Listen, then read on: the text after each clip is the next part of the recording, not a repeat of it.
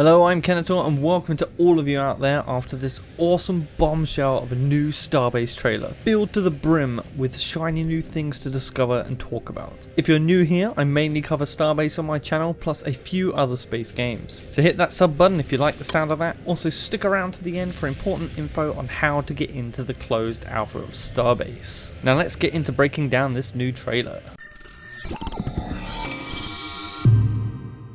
So we open on this shot of an Endo waking up, and we can admire the stunning texture and model work from the artists. I'd like to point out there's a fun combination of 3 different armor sets used in this Endo to give it a unique look. The head is from the Bulwark set, the chest from the Juggernaut, and the rest is from the Pathfinder set. Then bam, we've got this opening wide shot of a station with a cool twisting ship flying through.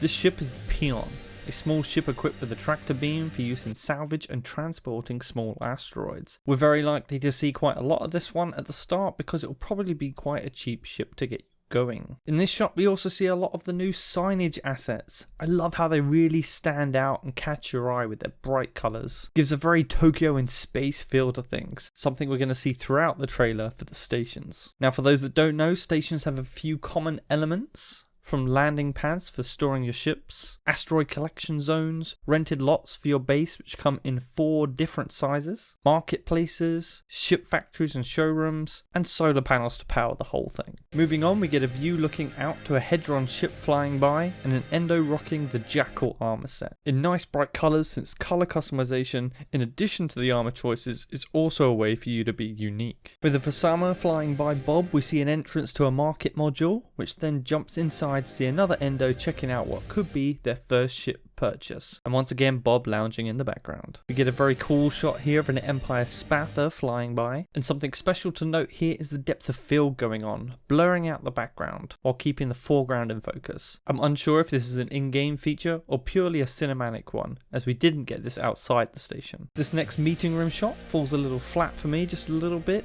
Other than showing the clapping emote, this area seems very lacking in both details and texture, but worth reminding to you that this is pre-alpha and nowhere near final assets. However, the volumetric lighting with the glass cube is a nice touch. In fact, the lighting overall with this engine is absolutely great, and I can only fault the slight graininess of the shadows. Moving on, we get a factory shot with robot arms putting together segments of beams and armor plating, all controlled by YOLO, this being the in-game programming language. Now there's a lot going on here with the components being moved about by a rail system, and these are being held in place by cargo lock beams. Sadly, it doesn't show any of the other source components coming in on a separate delivery line. There's a stack of 5 YOLO chips controlling each pair of factory arms, and we can see the code of one of them being displayed here. And just for those with the programming know-how, or just the curious, I've adjusted the image here so you can pause and copy the lines down if you want to have a look. Player factories will definitely be a thing for some people to build, and the biggest manufacturing factions will most certainly have their own, and it's great to see an example of one here. In contrast to the factory, we have 2 Endos putting the finishing touches to their own hand-built ship.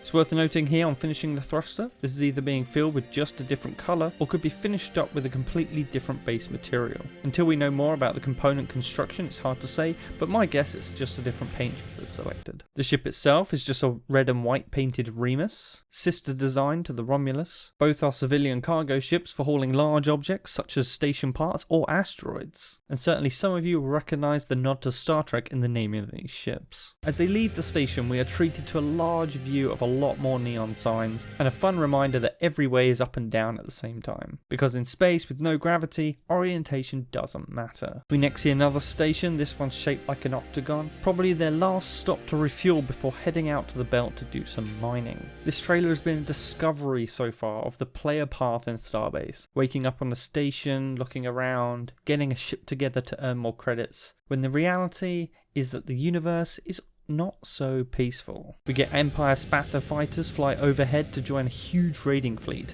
as the Empire once again use their might to pick on the weak and take what they want. Now while not 100% player control because there just isn't enough devs to fly them all, this is the sort of thing that I'm most looking forward to seeing in game. Huge fleet battles combined with first person shooter elements. These brave Kingdom pilots get a volley of missiles off into the Empire's Ithaca, blowing a hole right in the middle of it after probably making making its reactor go critical. With the Kingdom launching its forces in response, we get this pilot's eye view of a chase. Note the live ammo and heat counters for the weapon on the dashboard of this Kingdom Night Fighter. Another Ithaca from the Empire delivers a boarding party right into the heart of the station, as the defenders use walls and ceilings via mag boots to confuse the invaders. It's going to be important to think three-dimensionally in this game. As I said earlier, any direction can be up or down. Next, we have an excellent demonstration to not forget everything can be destroyed, with holes through walls and even whole pieces of cover being blown through by micro rockets. Some really fun tactics here with this Empire duo,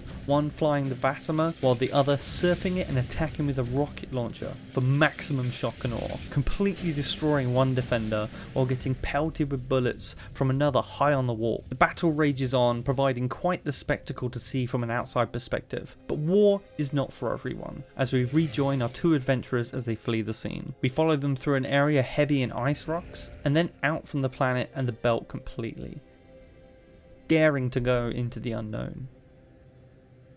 But even in the emptiness of space, there are dangers. Having hit a rogue asteroid in a nebula, our duo crash lands on a much larger rock.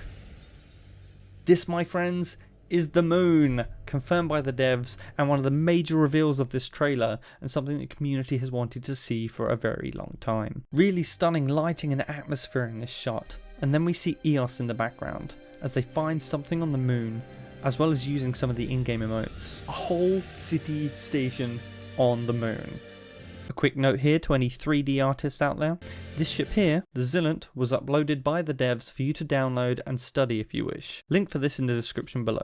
Just like a regular station, it's filled with all sorts of shops and points of interest, as well as these large spires which we haven't seen on any other station. At the end here we see the starter planet EOS glowing red through the atmosphere, and on the right is another moon? Why, yes it is! The devs have confirmed there will now be 10 moons around the planet EOS, and travel times have also been revised. So if you want to make it out here, it's a good 60-hour flight to the nearest moon. So explorers are going to have a great time configuring ships for long flight times and setting up new faraway stations. Military factions may also vie for control over a moon or two as well. So much new information has dropped today, and it's an exciting time to be looking forward to Starbase. This trailer really shows that there'll be something for everyone, as well as the graphical improvements made over the original trailer. Dotted throughout the trailer there are brand new ships we haven't seen yet as well. At the end here we get to see this wing ship, as well as what looks like a beefed up Remus with a Kingdom logo on the side. I'm hoping we get ship reveals for these soon for a closer look. So the big two questions on your mind right now are most likely, when can I play this?